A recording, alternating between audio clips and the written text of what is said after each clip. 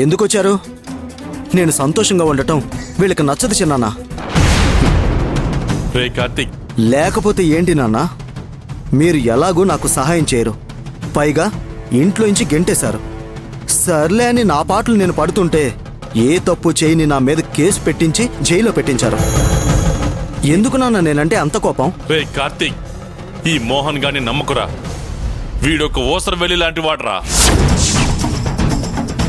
ఎవరు ఎలాంటి వాళ్ళో నాకు బాగా తెలుసు నాన్న. ఇప్పుడు మీరు కొత్తగా నాకు నేర్పించాల్సిన అవసరం లేదు. కార్తిక్, ఆవేశంలో ఉన్నప్పుడు ఆలోచన పని చేయదు అని అంటారు. ఇప్పుడు నువ్వు ఆ పరిస్థితుల్లోనే ఉన్నావు. అందుకే మావయ్య గారు చెప్పేది నీ బుర్రకెక్కడం లేదు. అంటే నాకు బుర్ర లేదని ఇండైరెక్ట్గా అంటున్నావా? నేనలా అనలేదు కార్తిక్. నీకు నా మీదున్న కోపాన్ని కాసేపు పక్కన పెట్టి ప్రశాంతంగా ఆలోచించు. నిజమేదో అబద్ధమేదో నీకే క్లియర్గా తెలుస్తుంది.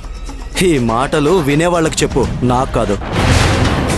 రే కార్తీక్, అయినా వీళ్లతో మనకి మాట్లాడి చిన్నాన్న. వెళ్దాం పదండి.